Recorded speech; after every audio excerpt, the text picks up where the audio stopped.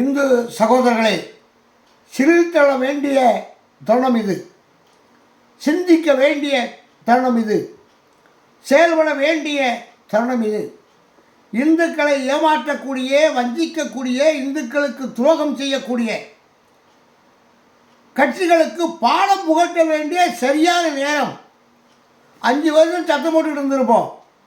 ஐயோ, அங்கே இடிக்கிறானே கோவிலை, அங்கே இங்கே தகர்க்கிறானே கோவிலை, இந்துக்களுக்கு அவமானம் ஏற்படுகிறதே, 5 வருஷம் சத்தம் போட்டிருப்போம். அதற்கான விடிவு 2026.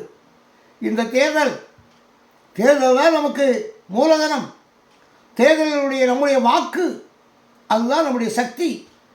இந்துக்கள் அத்தனை பேரும் வாக்களிக்க வேண்டும். 85% இந்துக்கள், 85%க்கு மேலே தமிழகத்தில் இந்துக்கள் நினைத்தால் எதை வேண்டுமானாலும் செய்யலாம்.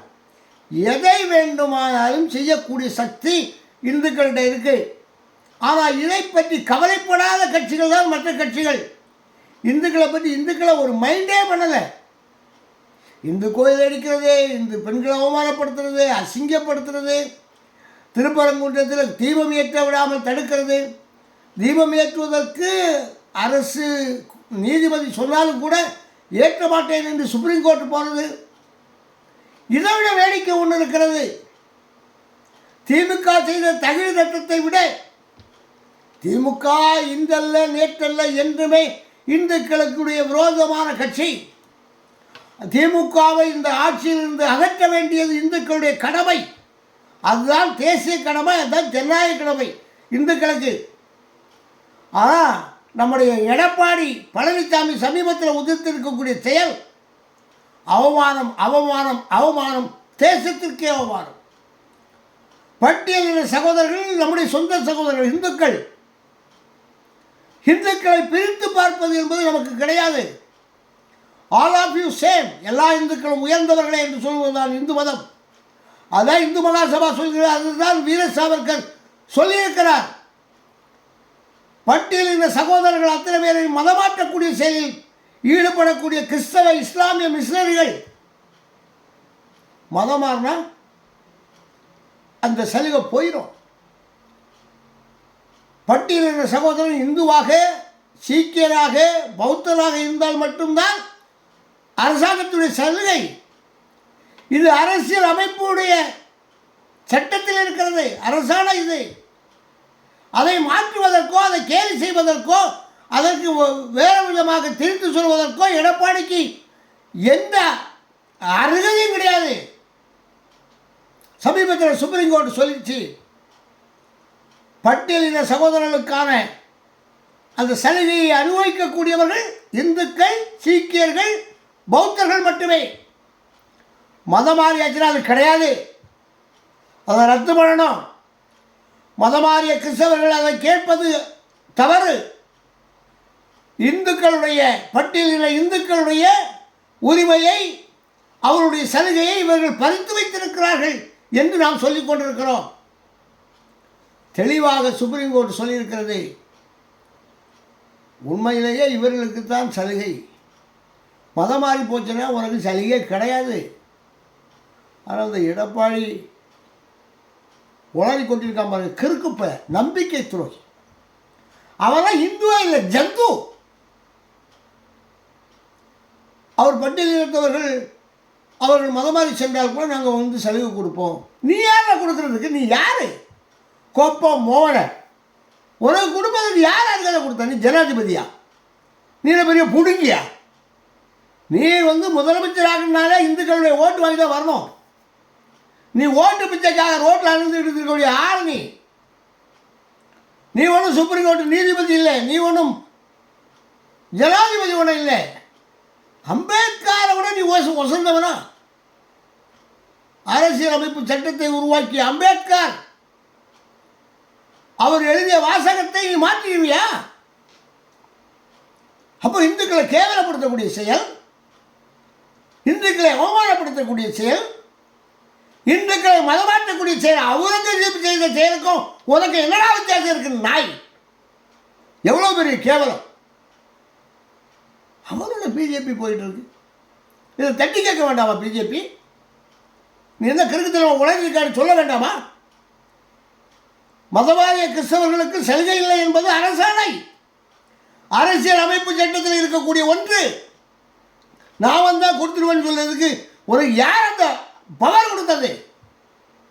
ஸோ இது தேச துரோக செயல். ஆகையாலே மத்திய அரசு எடப்பாடி பழனிசாமியை தேச துரோக செயலில் ஈடுபடுகிறார். அரசாணையை தேவையில்லாமல் அரசியலமைப்பு சட்டத்தை விமர்சிக்கிறார். அரசியலமைப்பு சட்டத்தை பற்றி தெரியாதவர் சுப்ரீம் கோர்ட்டினுடைய தீர்ப்பை அவமதிக்கிறார் என்று இந்த ஆளை பிடிச்சி உள்ள போடணும். எடப்பாடியை போடுவாரா? அவங்களோட கூட்டணி அவருக்கு கோமணத்தில் தொங்கிட்டு இருக்காங்க. அவங்களோட பாஜக அண்ணாமலை சொன்ன மாதிரி இந்த இதை ஒதுக்கி வச்சுட்டு பிஜேபி தனியாக நின்று இருக்கும்னா 8 சீட்டு 10 சீட்டு கிடைக்கும். இப்போ 25 சீட்டு வாங்கிட்டு ஆளை நிறுத்த முடியாமல் பண்ணி போயிடும். அப்படி சும்மா சுற்றி கிடக்காரு. அறிவுக்கு இவங்களுக்கு சம்மந்தமே இல்லை. இவனை கேட்க முடியுமா நியாயத்தை? அங்கே திருப்பரங்குன்றத்தில் தீபம் ஏற்றணும்னா கோர்ட்டு சொல்லுது, நீதிமன்றம் சொல்லுது, சுப்ரீம் கோர்ட்டு சொல்லுது. போல உட்காந்துருக்கான். அவருக்கு சுப்ரீம் கோர்ட்டு சொல்லுதோ, நீதிபதி சொல்கிறதோ, கோர்ட்டு சொல்கிறதோ, நியாயம் சொல்லக்கூடிய அவை சொல்வதோ அவனுக்கு அது ஒரு விஷயம் இல்லை. ஓட்டுக்காக எதை வேணாலும் செய்வான். 85% அதுக்கு மேலே நம்ம இந்துக்கள் இருக்கோம். திமுகவில் கூட இந்துக்கள் தான் அதிகம். அதிமுகவில் இந்துக்கள் தான். கேவலம் 2% ஓட்டு 3% ஓட்டுக்காக சிறுபான்மைகளை சிக்கி போட்டுக்கிட்டு இருந்தா இந்துக்களை மீண்டும் மீண்டும் மதமாற்றி மீண்டும் ஒரு மதக்கலவரத்தை உருவாக்கக்கூடிய சூழ்நிலையை திமுகவும் செய்து அதிமுகவும் செய்து 2 பேரும் ஒரே குட்டையில் ஊர்னவங்க தானே.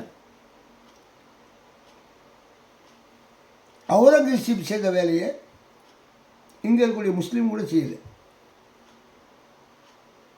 ஆனால் முஸ்லீமுக்கு ஆதரவாக இந்த இந்துக்கள் இந்துங்கிற சர்டிஃபிகேட்டில் இருக்கக்கூடியவங்க செய்கிறாங்க. பட்டியல் இனத்தை சார்ந்தவர்கள் இந்துக்களாக இருந்தால் மட்டும்தான் அரசு சலுகை. சீக்கியர்களாக பௌத்தர்களாக இருந்தால் கூட சலுகை உண்டு. ஆனால் கிறிஸ்தவனா முஸ்லீமாக மதம் மாறி அவன் மீண்டும் இந்து சர்டிஃபிகேட் வச்சு சலுகை வாங்குறான்னா அது இந்துக்களை அவமானப்படுத்தக்கூடிய செயல். என்னுடைய பட்டியலின சகோதரர்கள் அவர்களுடைய வாழ்வாதாரத்தை பறிக்கக்கூடிய செயல். அதற்காக அவர்களை கைது செய்யணும். ஏமாற்றிருக்கான், அரசியல் அமைப்பு சட்டத்தை ஏமாற்றிருக்கான். அதற்காக அவர்களை கைது செய்யணும், சரி பண்ணணும். இது மத்திய மாநில அரசுகள் செய்ய வேண்டிய வேலை. ஆனால் அந்த எடப்பாடி ஓட்டு வாங்குவதற்காக, ஓட்டு பிச்சைக்காக இந்துக்களை மதமாற்றக்கூடிய யுக்திக்கு ஆதரவு தெரிவிக்கிறார் என்று சொன்னால் அது வன்மையாக கண்டிக்கத்தக்கது. அப்படிப்பட்ட அதிமுக உங்களுக்கு தேவையில்லை. இந்துக்கள் அதிமுகவில் இருந்து வெளியேற வேண்டும்.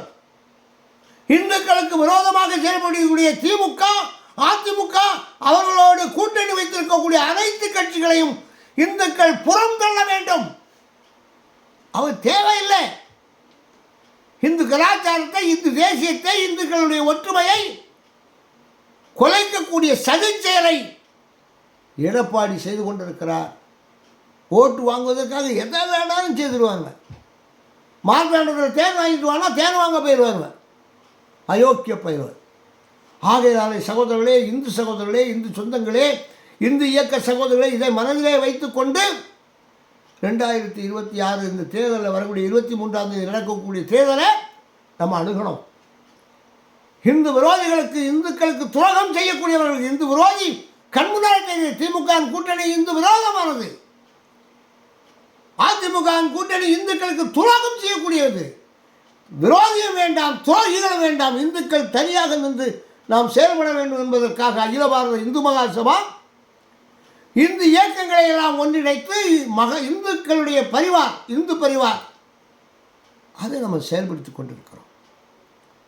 நீங்கள் கேளுங்க, பிஜேபியில் உள்ள சங்க பரிவாரில் உள்ள சகோதரர்களை கேளுங்க. இப்படி எடப்பாடி அறிக்கை விட்டுருக்காரு, மன்னிப்பு கேட்பாரா எடப்பாடி? தேசிய பாதுகாப்பு சட்டத்திலே கைது செய்வீர்களா? நம்முடைய அரசியலமைப்பு சட்டத்தை கொச்சைப்படுத்தி பேசுகிறாரே, இழிவுபடுத்தி பேசுகிறாரே, மதமாற்றத்திற்கு ஆதரவாக பேசுகிறாரே, மதக்கலவரத்தை உருவாக்கக்கூடிய செயலிலே அவர் பேசுகிறாரே, ஸ்டாலினுக்கு ஹிந்திக்கும் குறையாமல் இந்துக்களை ஏளனப்படுத்தி பேசுகிறாரு. நம்மலாம் கேட்க மாட்டோம், நமக்கெல்லாம் படிக்க தெரியாது, நமக்கெல்லாம் விவரம் தெரியாதுங்கிறதுக்காக தான் அந்த ஆள் நமக்கு இந்த மாதிரி கதை விட்டுக்கிட்டு இருக்கிறாரு, சரணை விட்டுக்கிட்டு இருக்கிறாரு. அதனால் இந்து உணர்வு உள்ளவர்கள் அத்தனை பேரும் கேட்க வேண்டிய செயல் இது தவறு, இது தேச துரோக செயல். மதமாற்றுவதற்கு நீ கூடவே துணை போகிறாய்.